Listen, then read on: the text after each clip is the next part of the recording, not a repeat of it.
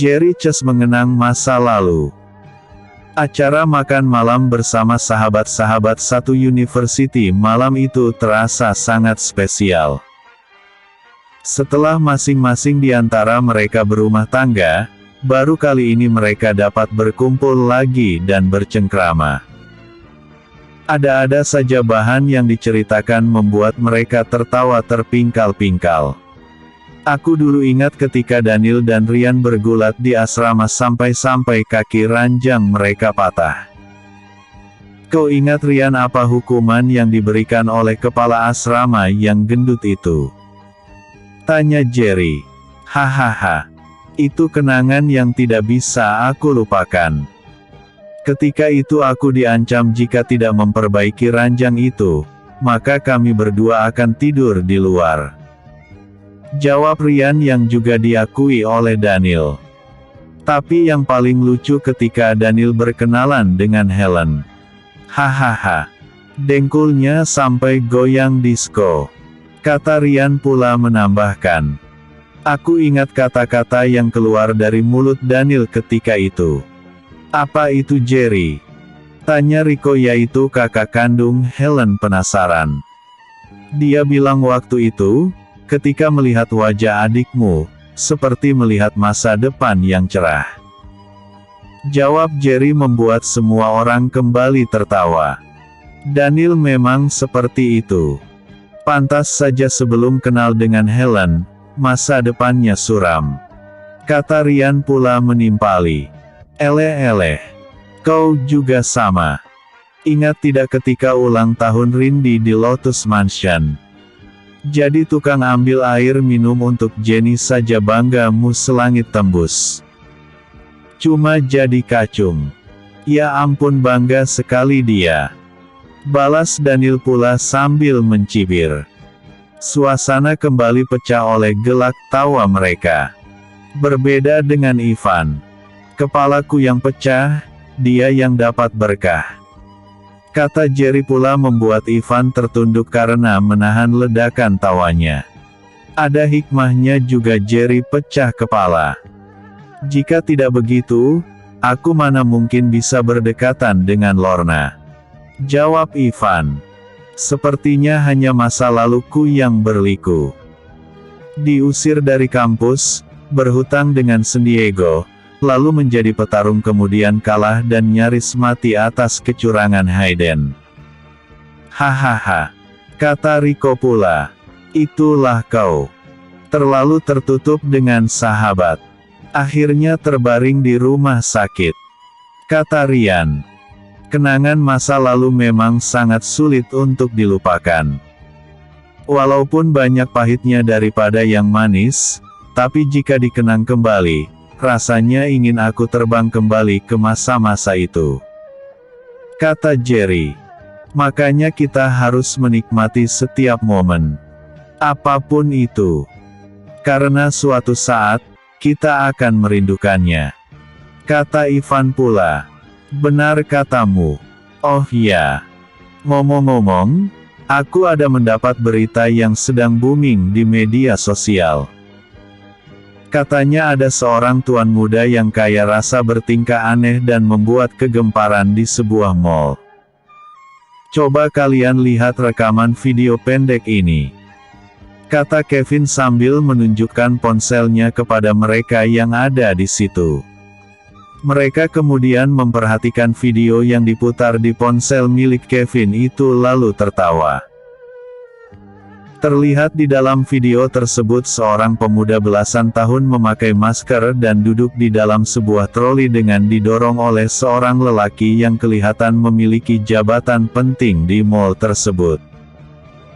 Pemuda itu tampak berteriak-teriak mengatakan akan memberi diskon sampai pukul 8 malam. Menyadari bahwa itu pasti ulah Yo, Clara yang sejak tadi diam saja bertindak mencubit paha Jerry membuat tuan besar itu menggelinjang menahan antara geli dan sakit. Jika aku perhatikan, bentuk fisik anak ini sama persis dengan dirimu Jerry.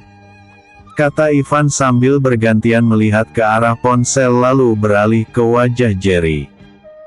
Kevin.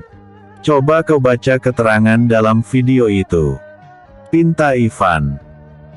Keterangan dalam video ini hanya menyebutkan seorang tuan muda dari keluarga kaya raya bertindak gila dengan mengobral barang-barang di Tower Mall dengan diskon 20%. Tidak hanya sampai di situ, pemuda itu juga menghukum para manajer dengan cara mendorong dan mengiringi pemuda itu. Ini benar-benar gila, kata Kevin. Lokasi video itu? Tanya Ivan semakin penasaran. Di sini dikatakan bahwa lokasi video ini berada di kota Kemuning, Indonesia. Hahaha. Ayo mengaku kau Jerry, kata Ivan sambil menunjuk ke arah Jerry. Hahaha. Anak itu memang selalu membuat susah orang-orang di sekitarnya, jawab Jerry. Sama seperti dirimu. Tidak jauh berbeda. Tapi menurutku, putramu ini lebih parah, kata Ivan. Berarti perjodohan anak-anak kita batal, tanya Jerry. Hahaha. Biarkan mereka yang menentukan. Walaupun aku sebenarnya sangat berharap menjadi besanmu, kata Ivan. Berat Van.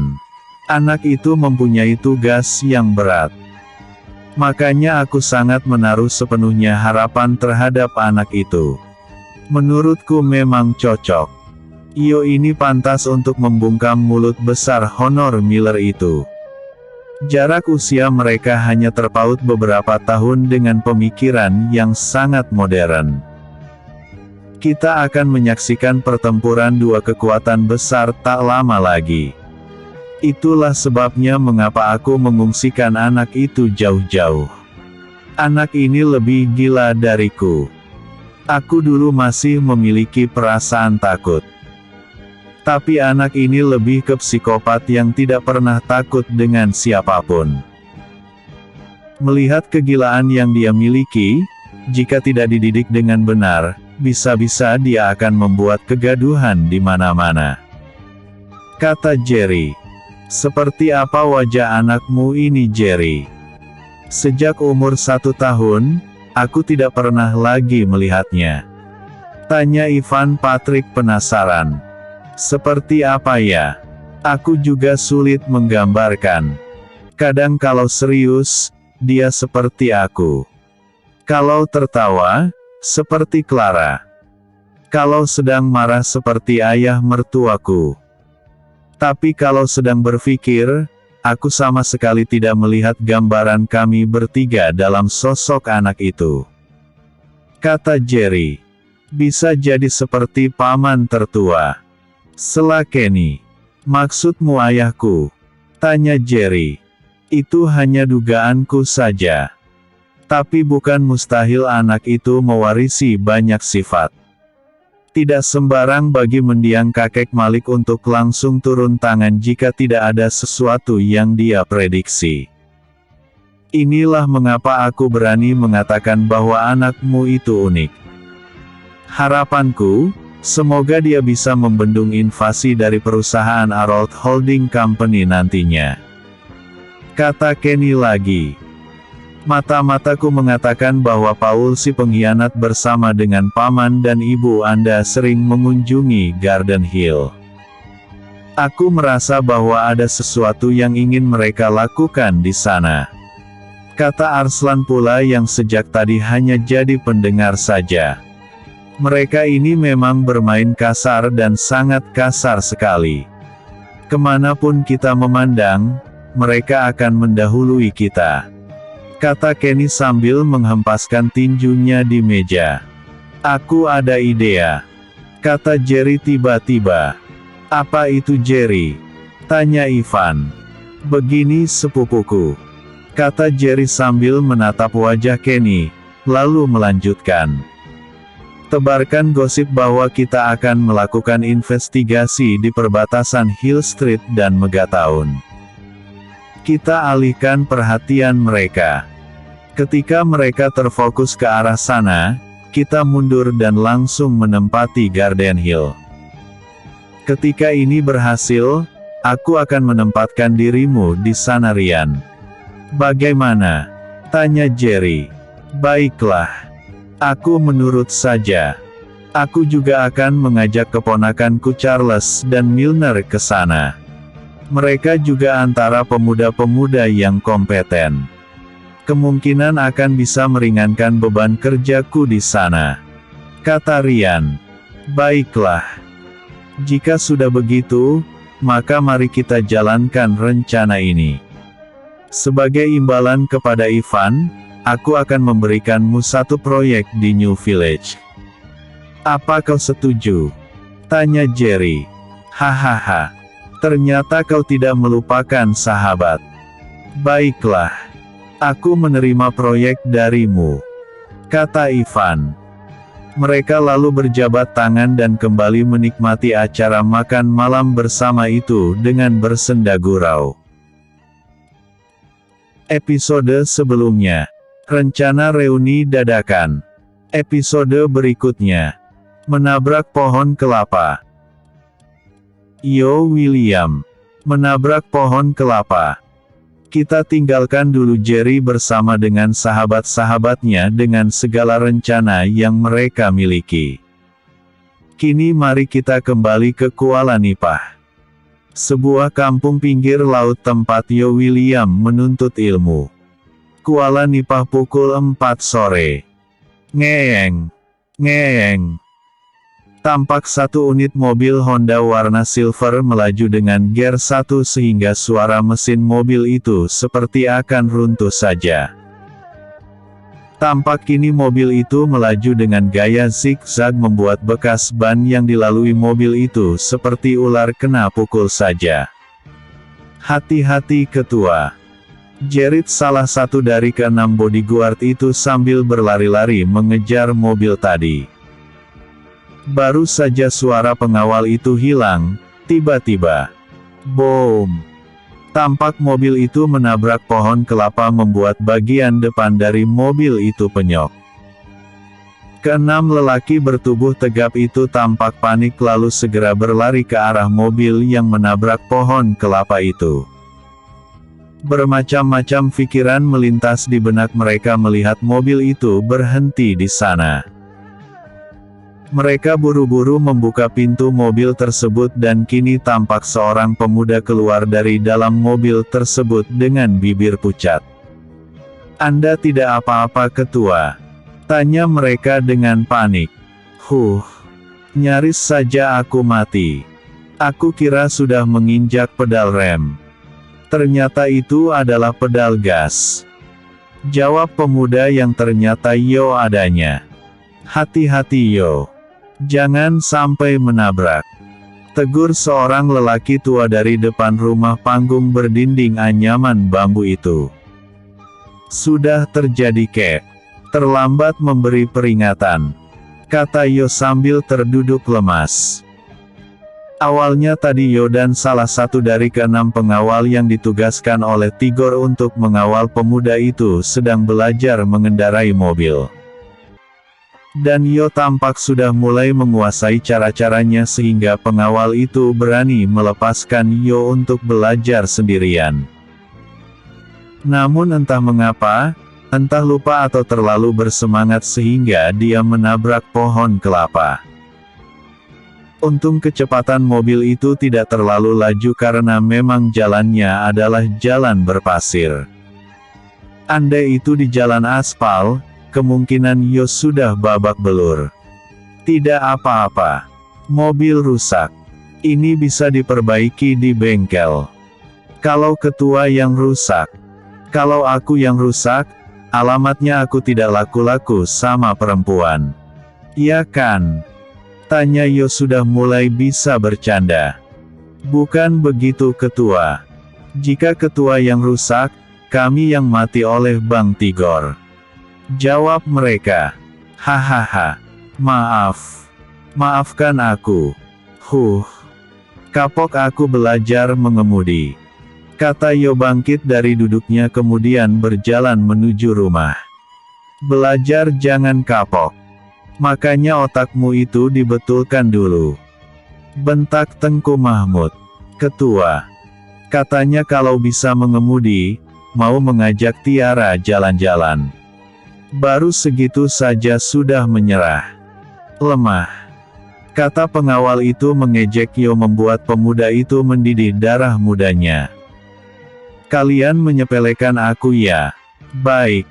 Sekarang aku mau mobilmu untuk belajar. Kata Yo membuat pengawal yang mengejek tadi segera menelan ludahnya. Boleh ketua. Tapi aku harus ikut di dalam. Bagaimana? Tanya lelaki itu. Aku sebenarnya sudah bisa sendiri. Hanya tadi itu aku terlalu bersemangat. Lihat saja nanti. Kata Yo lalu melangkah menuju jalan besar untuk mengendarai mobil yang terparkir di sana. Lelaki tadi hanya bisa berdoa dalam hatinya semoga saja Yo tidak menabrak pohon kelapa lagi. 1 putaran. 2 putaran. 3 putaran. Kini Yo tampak semakin lancar mengendalikan kendaraan roda 4 itu. Dengan senyum bangga, tampak dia keluar dari dalam mobil tersebut. Menul hidungnya lalu melangkah dengan lenggak-lenggok yang syarat dengan kebanggaan. Bagaimana? Bisa kan? Mobilmu saja yang apes. Buktinya aku bisa menggunakan mobil itu. Kata Yo membuat pemilik mobil yang tertabrak di pohon kelapa tadi hanya garu-garu kepala. Menjelang senja, setelah puas belajar mengemudi, kini Yo tampak sedang duduk ngangkang di belakang rumah. Kini dia tampak sedang serius membersihkan ikan untuk makan malam mereka berdua dengan kakek Tengku Mahmud. Kek, malam ini, aku libur dulu belajar ya. Kata Yo kepada Tengku Mahmud yang duduk di tangga belakang. Mau kemana kau? Tanya orang tua itu. Aku mau ke rumah Tiara. Boleh kan kek? Tanya pemuda itu penuh harap. Boleh. Tapi kau tidak boleh pulang melebihi pukul 10 malam. Kata Tengku Mahmud memberi izin. Dia sengaja memberi izin kepada anak itu atas berbagai pertimbangan. Karena baginya, tidak mungkin Yo ini terlalu ditekan untuk terus-menerus belajar. Sesekali biarlah dia bermain bersama pemuda yang lainnya. Terima kasih kek. Aku tidak akan pulang melebihi pukul 10. Kata Yo. Dia lalu bergegas mencuci ikan tersebut, memberinya garam lalu digoreng. Teng. Hai. Kata Yo menghindar dari percikan minyak goreng. Kini tampak Yo berlindung di balik talam besar untuk menghindari dirinya dari percikan minyak goreng tersebut. Kau ini mau menggoreng ikan atau mau berperang? Aku lihat dapur ini seperti kapal pecah olehmu. Tegur sang kakek. Susah kek. Ikan ini meletup ketika digoreng. Besok dikukus saja. Kan minyak goreng sedang mahal. Kata Yo. Yo. Katakan saja jika kau tidak pandai. Jangan karena kau yang tidak pandai menari, dikata lantai yang terjungkit. Kata lelaki tua itu berperibahasa. Kek, jawab lelaki tua itu. Bulan depan aku genap 17 tahun. Kadang aku iri sama mereka. Mereka selalu merayakan hari ulang tahun. Sementara aku sekalipun tidak pernah. Kata Yo sedikit sedih. Besok kalau pas hari ulang tahunmu, kita akan rayakan di sini. Kau mau hadiah apa? Tanya lelaki tua itu. Aku tidak ingin hadiah. Aku ingin berdoa saja semoga kakek tetap sehat. Agar kelak ketika aku rindu, aku bisa datang ke sini kapan saja. Jawab Yo membuat hati lelaki tua itu terharu. Tumben kau waras kali ini. Hehehe. Aku ini sebenarnya waras kek. Hanya saja, tingkat kewarasanku berada pada tahap di bawah rata-rata. Jawab Yo sesuka hatinya. Kau ini sudah besar panjang seperti ini masih saja bertingkah seperti anak-anak. Sebenarnya kapan kau akan dewasa? Tanya Tengku Mahmud. Tidak perlu memaksakan diri menjadi dewasa kalau begini saja aku bahagia. Jawab Yo. Kau itu memang ada saja jawabannya. Bikin aku emosi saja.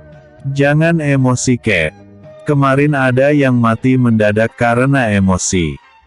Kau mendoakan aku supaya cepat mati, hah? Dasar anak jin iprit, kata Tengku Mahmud sambil mencak-mencak. Ampun kek, ini kuali panas ini kek. Jangan sampai bertambah jumlah ikan gara-gara salah satu dari kita masuk ke dalam kuali ini. Kata Yo sambil berlindung di balik talam yang dia jadikan persis seperti perisai itu.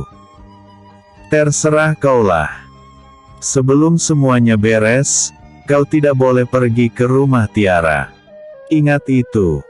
Kata Tengku Mahmud memberi ancaman kemudian melangkah menuju teras depan. Lelaki tua itu tampak mengambil beberapa lembar sirih kemudian menumbuk sirih itu sampai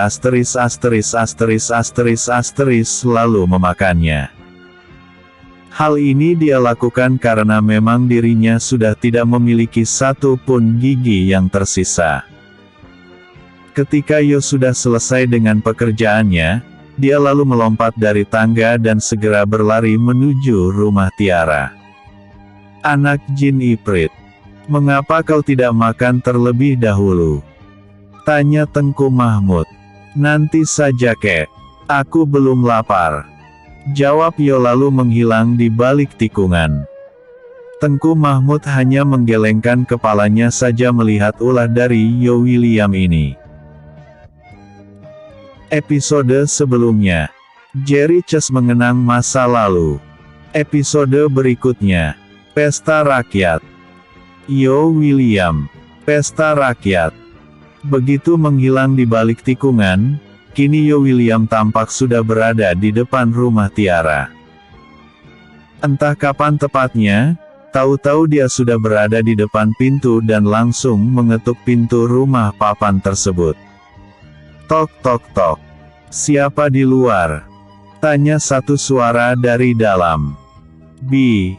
Ini aku Yo. Apakah Tiara ada? Tanya pemuda itu. Oh. Tiara ada. Mari masuk.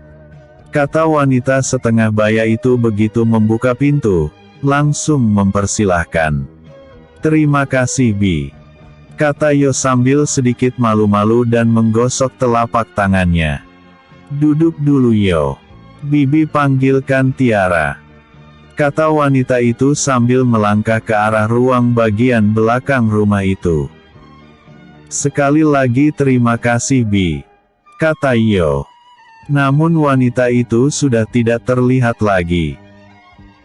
Tak lama setelah itu, tampak seorang gadis remaja sambil tersenyum menghampiri pemuda itu dengan senyuman yang sangat manis. Kau datang Yo? Tanya gadis belia itu. Iya, udah tahu nanya lagi. Jawab Yo acuh tak acuh. Padahal dalam hatinya bagaikan beduk menandakan waktu berbuka puasa. Maaf jika aku bertanya. Ada apa kau datang Yo? Tanya Tiara ingin tahu. Apa ya? Yang jelas aku merindukanmu. Jawab Yo membuat wajah Tiara bagai kepiting rebus. Merah padam. Gadis itu hanya tertunduk saja dengan sedikit melirik ke arah Yo. Tiara, malam ini ada acara di kota Tasik Putri. Apa kau mau kita pergi ke sana? Tanya Yo. Acara apa itu Yo? Tanya Tiara penasaran. Aku juga tidak terlalu jelas. Tapi katanya seperti pesta rakyat begitulah. Aku ingin mengajakmu ke sana. Bagaimana? Tanya Yo. Aku mana berani Yo. Kau tanyakan saja kepada ibuku. Kata Tiara. Jelas sebagai seorang gadis pedalaman, dia mana berani pergi jika tanpa izin dari orang tuanya.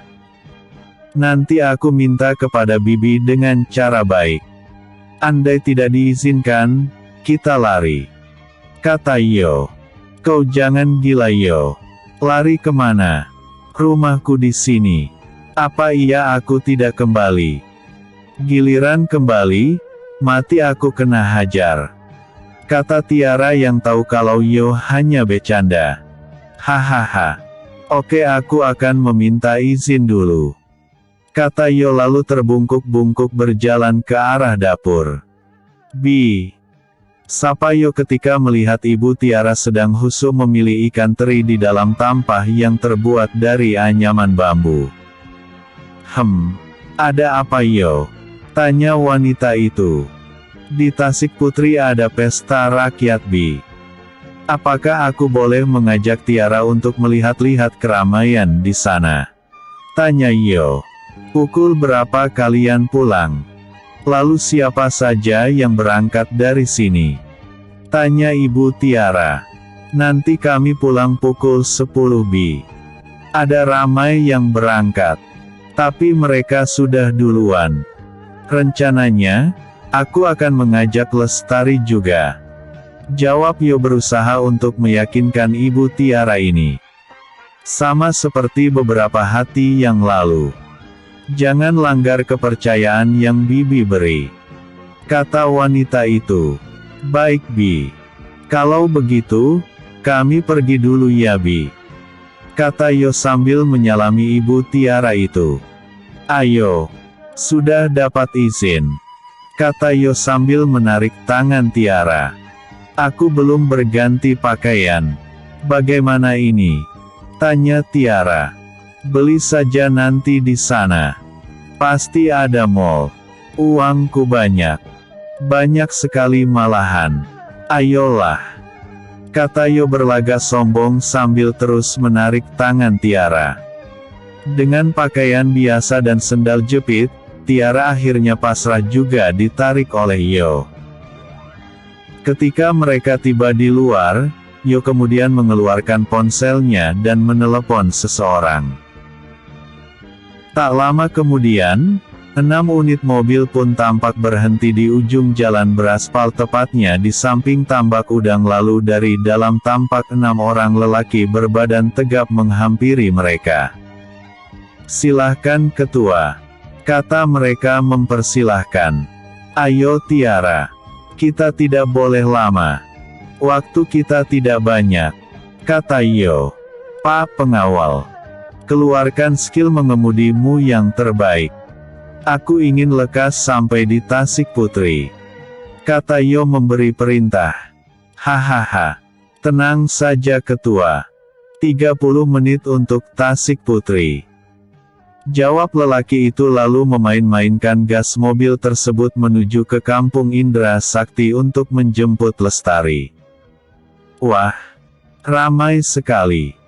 Kata ketiga anak muda dan mudi itu begitu tiba di kota Tasik Putri. Ketiga muda-mudi yang tak lain adalah Yo, Tiara dan Lestari itu kini seperti orang udik masuk kota begitu melihat keramaian dalam acara pesta rakyat itu. Maklumlah jarang mendapat kebebasan. Sekali dapat, mereka langsung terpesona. Ayo kita ke sana. Di sana aku lihat ada banyak kerajinan tangan yang dijual. Kata Yo sambil menarik tangan kedua gadis itu. Beberapa pemuda tampak merasa iri melihat Yo yang menggandeng dua gadis cantik sekaligus. Dan yang paling mengherankan adalah, kedua gadis itu tampak sangat rukun. Mereka bertiga tidak memperdulikan tatapan sinis dari orang-orang yang iri tapi tak mampu itu. Mereka terus saja melangkah cepat lalu berhenti di salah satu toko yang menjual kerajinan tangan. Yo, aku mau itu. Kata Tiara dengan manja sambil menunjuk patung burung yang terbuat dari kayu berukir. Kau mau burung Tiara? Aku akan sangat senang hati memberimu burung. Kata Yo sambil terkikik geli. Kau jangan mulai. Kata Tiara sambil mencubit pinggang pemuda itu. Kau Lestari. Mau burung juga? Tanya Yo sambil memegang perutnya. Aku ingin baling-baling itu Yo. Kata Lestari sembari menunjuk ke arah baling-baling mainan yang apabila berputar terkena angin, mengeluarkan suara yang unik. Bu, berapa harga kedua barang ini? Tanya Yo. Anak muda. Karena ini adalah hasil kerajinan tangan dan membutuhkan waktu yang lama untuk membuatnya, maka harganya sedikit mahal. Untuk patung burung ini, harganya Rp150.000. Sedangkan yang baling-baling ini Rp60.000. Jawab wanita tua pemilik toko itu. Ya saya mau Bu. Kata Yo sambil mengeluarkan dompetnya. Setelah selesai dengan transaksinya, Yo pun kembali mengajak kedua gadis itu untuk kembali melihat-lihat. Kini mereka tiba di salah satu toko yang menjual aneka ragam kerajinan tangan dari tembaga. Sambil memperhatikan, kini Yo melihat sepasang lampu semprong yang terlihat sangat unik.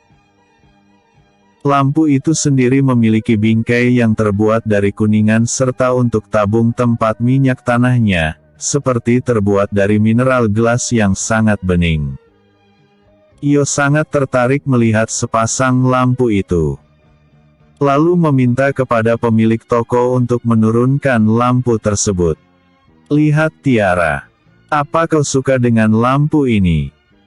Ketika mati lampu, kau bisa menggunakannya untuk menerangi waktu tidurmu.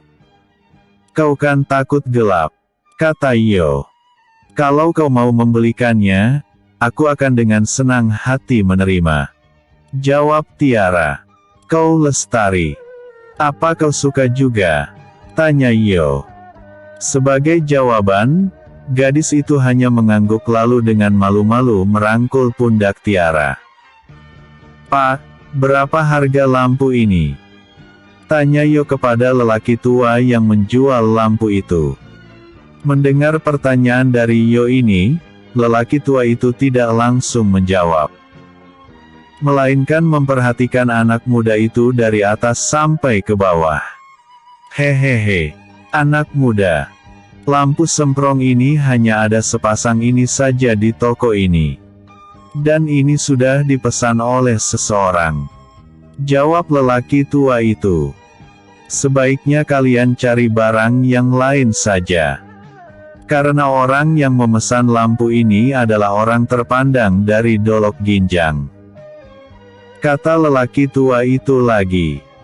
Terima kasih Pak. Tapi, saya hanya menginginkan lampu ini.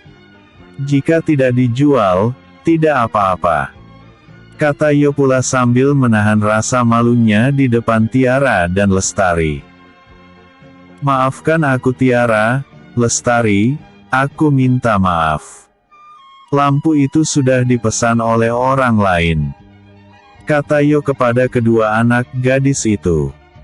Siapa yang berani sekali menurunkan lampu ini dari tempatnya? Apakah kau bosan hidup? Baru saja Yo ingin mengajak Tiara dan Lestari untuk pergi, tiba-tiba langkah mereka terhenti ketika dari arah samping terdengar suara bentakan. Heh anak muda. Siapa namamu Hah? Berani sekali kau menurunkan lampu antik itu dari tempatnya. Seluruh kota Tasik Putri ini tahu jika aku telah memesan lampu itu dari penjualnya.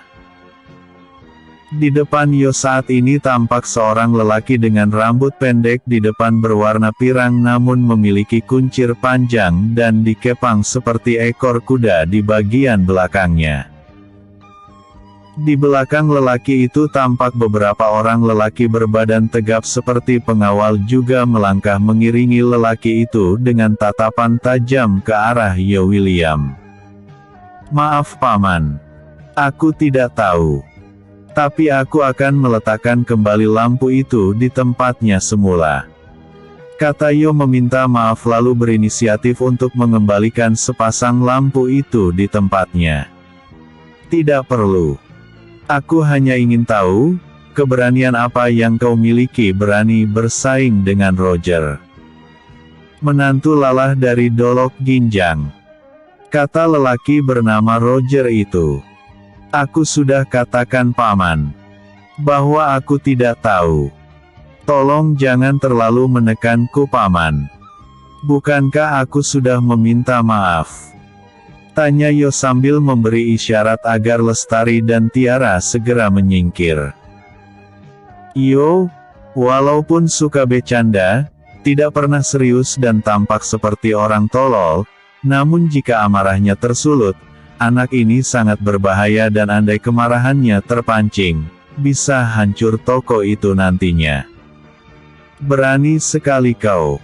Siapa yang kau andalkan hah? Tanya lelaki bernama Roger itu sambil menarik baju kemeja yang dipakai oleh Yo menyebabkan beberapa kancing baju tersebut putus.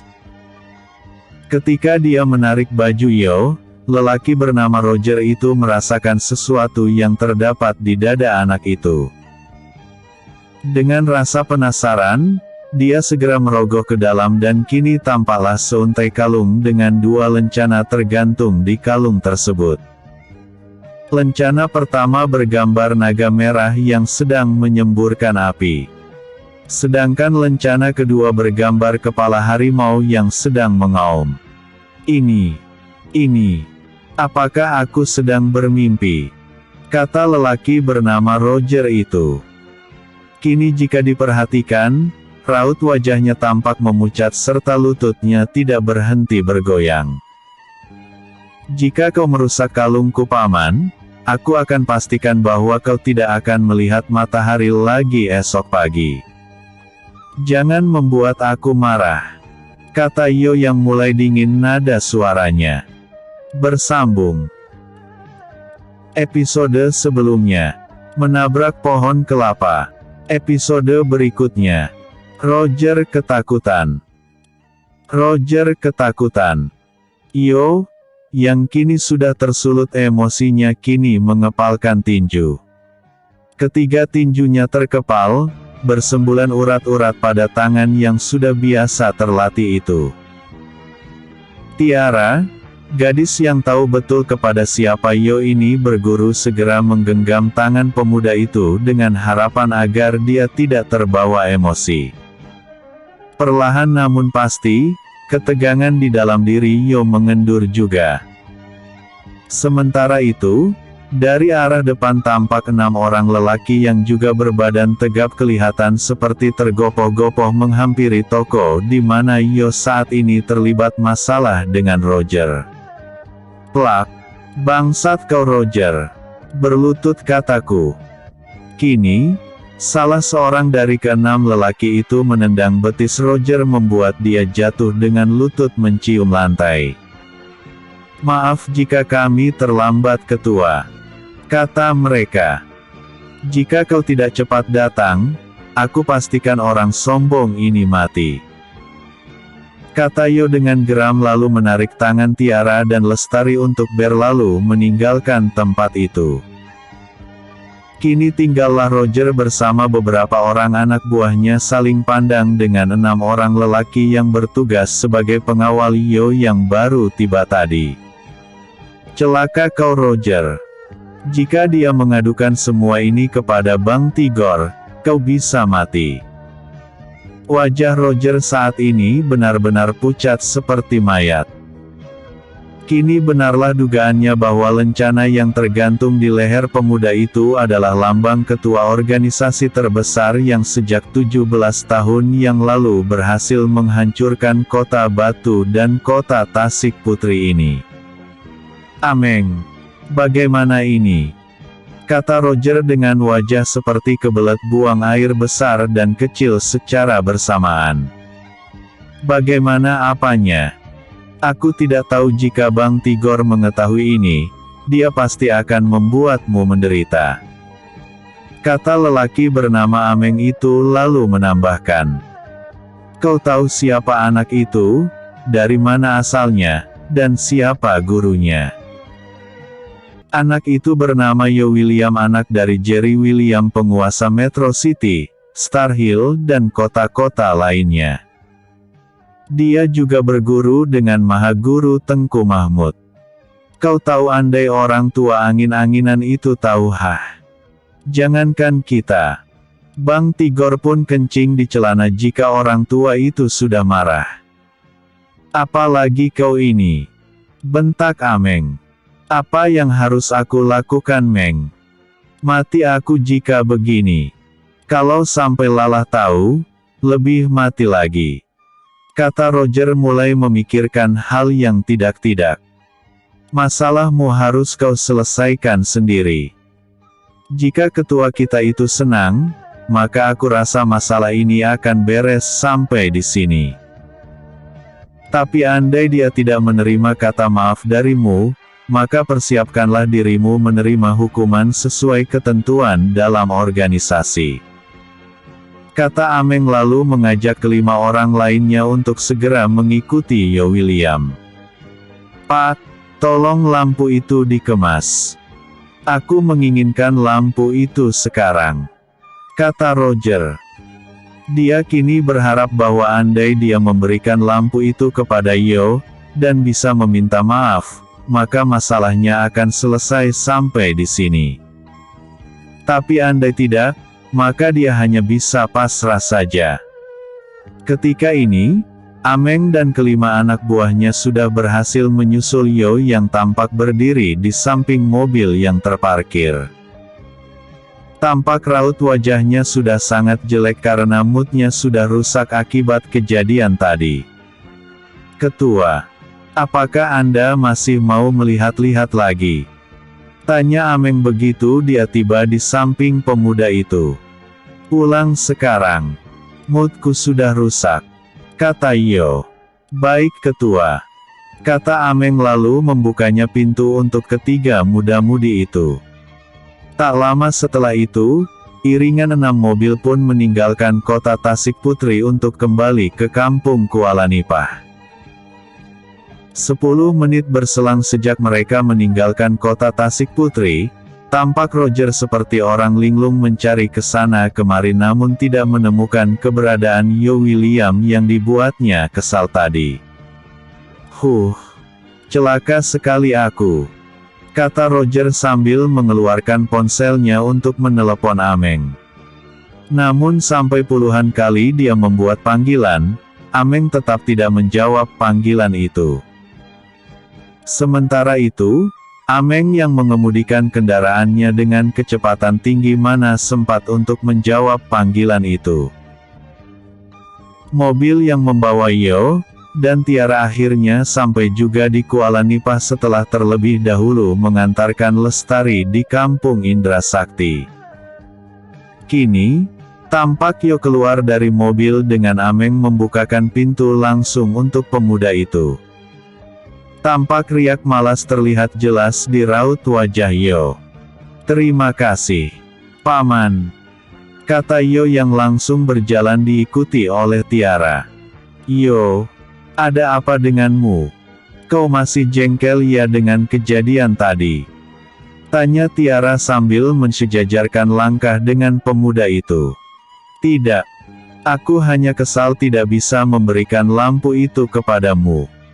Sudahlah jangan dibahas lagi. Kata Yo sambil terus saja melangkah menuju rumah Tiara. Bibi. Kami sudah kembali. Aku datang mengantarkan Tiara. Kata Yo. Wah mengapa kalian cepat sekali pulangnya? Tanya ibu Tiara. Tidak apa-apa Bi. Aku pamit dulu. Nanti kalau aku terlambat, kakek akan marah. Kalau dia marah, pasti aku tidur di luar malam ini. Kata Yo. Oh ya sudah. Hati-hati di jalan. Jalan ke rumahmu gelap. Iya Bi. Terima kasih. Kata Yo lalu segera melangkah meninggalkan rumah Tiara tersebut. Yo terus saja melangkah menuju ke rumah tanpa menoleh ke kiri dan ke kanan lagi. Dia terus saja berjalan sambil diperhatikan oleh Ameng yang kini tampak sedang menjawab telepon dari seseorang. Halo Roger. Meng. Di mana kau sekarang? Tanya si penelepon yang ternyata adalah Roger itu. Aku baru saja tiba di Kuala Nipah mengantar ketua. Ada apa lagi kau? Tanya Ameng seperti tidak senang. Meng, aku merasa tidak enak hati malam ini. Aku bermaksud untuk menyerahkan lampu antik ini kepada ketua sebagai tanda permintaan maafku. Kata Roger. Terserah kaulah. Aku tidak mau ikut campur dalam masalah kau ini. Kau yang bermasalah, maka kau selesaikan saja sendiri. Kata Ameng. Meng, tolong bantu aku sekali ini Meng. Kata Roger memohon. Kau datang saja ke sini sekarang. Sudah. Jangan banyak permintaan lagi. Kata Ameng lalu mengakhiri panggilan. Hampir 1 jam berselang, kini tampak 3 unit mobil berjalan perlahan menuju di mana Ameng dan anak buahnya memarkir kendaraan mereka. Kini dari 4 unit mobil itu, tampak sekitar 8 orang lelaki keluar lalu menghampiri mobil milik Ameng. Meng, tolong bantu aku kali ini Meng. Jika kau tidak membantuku, maka matilah aku kali ini. Kata Roger begitu dia tiba di dekat Ameng. Bantuan yang seperti apa yang kau inginkan? Tanya Ameng dengan cuek. Tolong katakan kepada ketua bahwa aku telah sampai di Kuala Nipah ini dan ingin memberikan lampu antik ini kepadanya sebagai tanda permintaan maaf dariku. Kata Roger. Gila kau. Sudah pukul berapa ini? Jika nanti dia semakin marah karena merasa terganggu, maka itu akan semakin mengeruhkan keadaan. Bentak Ameng yang sejak semula memang tidak menyukai Roger ini. Dia yang berbuat salah, masa iya aku yang sibuk? Kata Ameng mengutuk di dalam hatinya. Lalu apa yang harus aku lakukan? Tanya Roger yang sudah terlihat seperti kehabisan akal. Kau tunggulah sampai besok. Berdiri saja dengan tulus di depan rumah Tengku Mahmud. Mudah-mudahan dengan usahamu ini, ketua akan memaafkanmu. Begitu ya.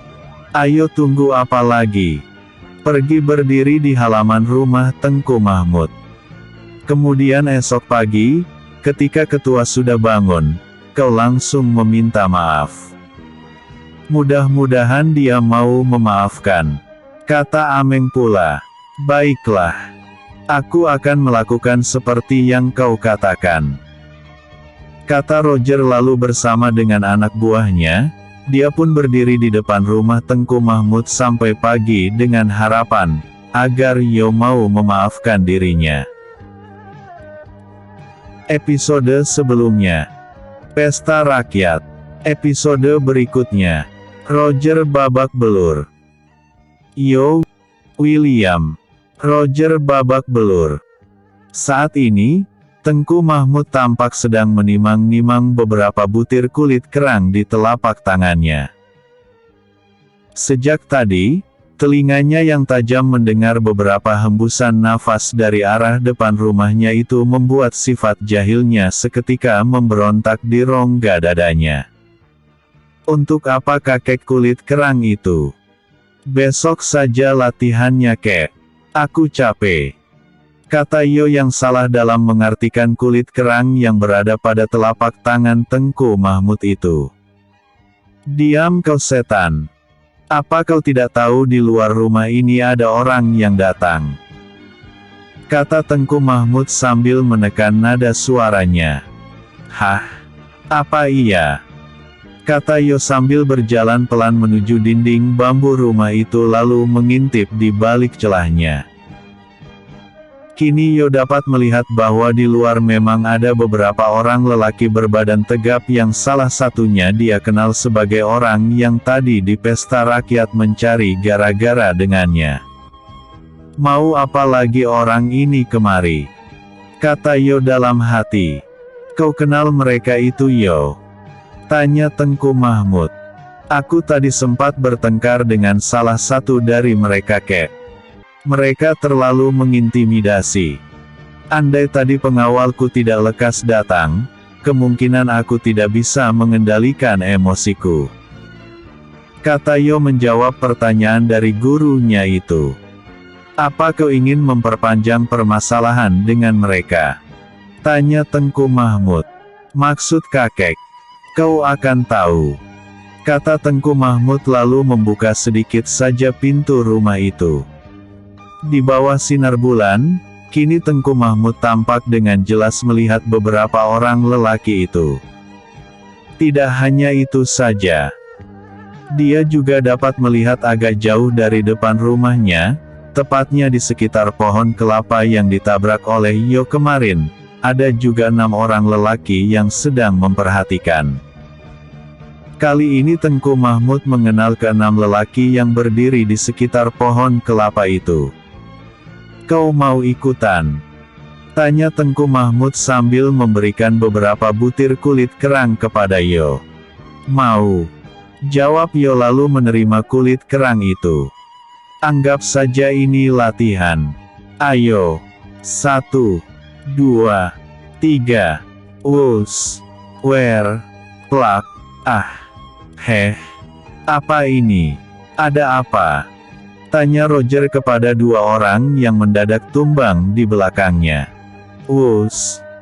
Terlihat benda putih saling susul-menyusul dari arah rumah dan menghantam 2 orang lagi anak buah Roger. Hantukah ini? Kata Roger mulai panik. Tidak ada angin, tidak ada hujan.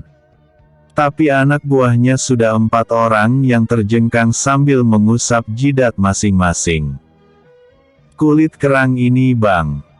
Kata mereka begitu menemukan benda yang menghantam jidat mereka tadi. Sementara itu, kini 2 buah kulit kerang tampak menderu mengarah ke tubuh Roger saling susul-menyusul. Kulit kerang itu seperti tidak putus-putusnya menghantam betis, paha, perut, dada dan terakhir mendarat di keningnya membuat kening itu merah berdarah dengan kep kulit kerang yang sangat indah. Layaknya seperti perhiasan di kening para Brahmana. Hanya saja, bedanya kep ini terbuat dari kulit kerang. Roger tampak seperti kesurupan Michael Jackson ketika tubuhnya tadi dihujani oleh lemparan kulit kerang dari kakek dan cucu yang kurang waras itu. Keadaan Roger dan anak buahnya ini bukan saja membuat Tengku Mahmud dan Yo setengah mati menahan tawa. Sebaliknya, Ameng dan kelima anggotanya pun juga tampak terduduk sambil memegangi perut menahan tawa. Nasibmu benar-benar malang, Roger. Kau berurusan dengan orang yang salah. Kata Ameng sambil tertawa. Roger kini benar-benar tidak tahan dengan serangan kulit kerang itu. Dia kini berinisiatif untuk menghindar dulu dari depan rumah Tengku Mahmud dan menunggu di samping yang akan jauh. Namun apa sial, dia berdiri di bawah pohon yang salah. Karena di atas pohon itu ada sarang tawonnya. Kau tega, Yo? Tanya Tengku Mahmud. Aku tega, Kek. Biar dia bisa mengambil pelajaran dari kesombongannya itu. Kata Yo lalu mengeluarkan sebutir bola besi dari saku celananya. Tak lama setelah itu, us, prak, ngung, ngung, ngung. Aduh, apa ini? Wih, Bang. Lari, Bang. Tawon. Mati aku, Mak. Kata Roger berteriak lalu berlari ke arah pantai. Melihat kejadian ini, dan menyadari adanya bahaya yang nyata, bukan hanya Roger dan anak buahnya saja yang nyemplung ke laut. Ameng dan anak buahnya juga ikut-ikutan kabur. Biur, biur. Rasakan itu biar kapok.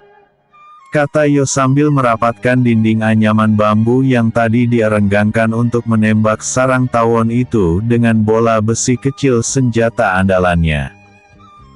Keesokan harinya, dengan berpura-pura tidak tahu apa yang terjadi, seperti biasa. Io masih tetap melakukan aktivitasnya mengangkat air, menyapu halaman rumahnya kemudian melatih pernafasan sekaligus melakukan peregangan pada otot-ototnya agar tidak kaku. Dia sengaja berpura-pura tidak melihat bahwa ada sekitar 7 atau 8 orang lelaki berdiri tak jauh dari tempatnya berlatih dengan keadaan yang sangat menyedihkan. Sambil berlagak kaget, Io kini memperhatikan mereka semua dari atas hingga ke bawah lalu bertanya. "Mau apa lagi kalian? Apa mau mencari gara-gara lagi denganku?" tanya Io berlagak marah. "Maafkan kami Ketua. Kami tidak tahu kalau itu adalah Anda. Kami tidak menduga bahwa kota Tasik Putri kedatangan naga tadi malam," kata Roger sambil jatuh berlutut. "Oh, tidak tahu. Karena tidak tahu, kalian berani sombong di depanku. Andai itu bukan aku, kemungkinan kau pasti akan terus membuli orang kan?" tanya Io mulai sedikit naik darah. Sepatah pun pertanyaan dari Io ini tidak bisa mereka jawab. Apalagi Roger. Mereka hanya menundukkan kepala saja. "Jawab aku. Mengapa kalian diam?" bentak Io. "Maafkan kami Ketua. Kami mengaku salah. Ini adalah lampu yang Anda inginkan itu.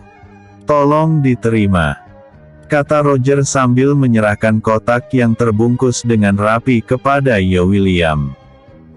"Apa kalian pikir lampu ini terlalu berharga bagiku?" tanya Io yang seperti enggan menerima pemberian dari Roger itu. "Aku ada sedikit pertanyaan kepadamu," kata Io lalu duduk di depan mereka yang berlutut. "Paman Tigor pernah menceritakan kepadaku tentang suatu masa sekitar 17 tahun yang lalu bahwa kota Dolok Ginjang pernah diserang oleh geng kucing hitam dibantu oleh geng tengkorak. Semua kelompok yang ada di kota itu hancur lebur dan melarikan diri ke kota Kemuning. Mereka yang jadi korban ketika itu persis seperti pengemis menjilat ke Paman Tigor untuk menolong mereka dari kehancuran itu. Sementara itu Paman Tigor pun tidak memiliki kemampuan yang cukup untuk melakukan perlawanan andai kota Kemuning ketika itu diserang. Atas inisiatif dari Paman Tigor dan anak buahnya, mereka lalu meminta bantuan kepada ayahku yang diwakilkan oleh Paman Arslan untuk membantu mengatasi masalah itu. Dan tidak sampai satu malam, 2 kota besar berhasil ditaklukkan oleh anak buah ayahku dari Dragon Empire. "Apakah itu benar?" tanya Io. "Sangat benar sekali Ketua. Cerita itu bukanlah isapan jempol belaka. Memang benar adanya," jawab Roger. "Setelah kedua geng itu hancur, lalu kalian menggabungkan diri ke dalam organisasi Dragon Empire.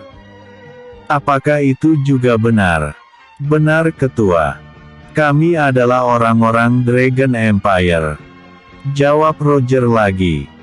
Dengan hilangnya 2 kekuatan di 2 kota yaitu geng kucing hitam dan geng tengkorak, sudah pasti keadaan akan menjadi aman. Iya kan? Lalu, apakah kalian ingin memulai membuat keributan yang bisa menyebabkan nama organisasi menjadi tercemar? Tanya Io sambil mengambil sebutir kerikil. "Jawab aku," bentak Io lalu. Us, plak. Pergerakan cepat dari tangan Io ini tampak menjentikkan sesuatu. Tak lama setelah itu terlihat Roger memegangi kepalanya yang mulai mengalirkan darah segar. Tidak ada keluhan. Juga tidak ada kesan kesakitan. Entah karena takut, atau karena merasa sangat bersalah. Apakah kalian akan menjadi penjajah di kota sendiri lalu mengatasnamakan Dragon Empire? Jika seperti itu, aku akan membunuh kalian sekarang juga di sini. Hidup pun kalian tidak berguna jika hanya menjadi sampah bagi organisasi. Kata Yo lalu memungut beberapa butir lagi batu kerikil.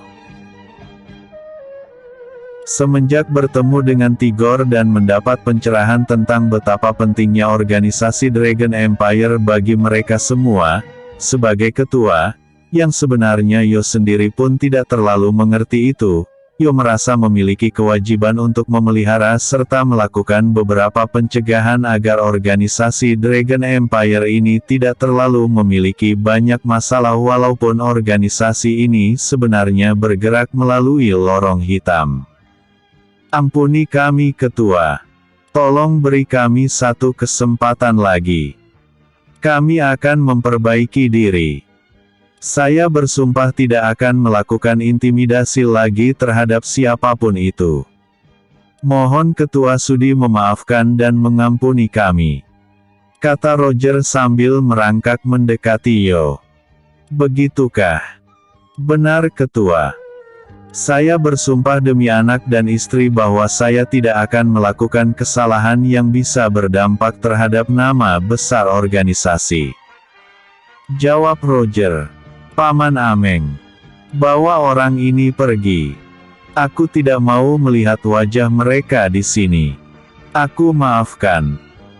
Tapi dalam beberapa hari ini, jangan tunjukkan wajahmu di depan mataku. Kata Yo sambil melambaikan tangannya persis seperti orang mengusir ayam. Episode sebelumnya, Roger ketakutan. Episode berikutnya membahas hari ulang tahun Yo William.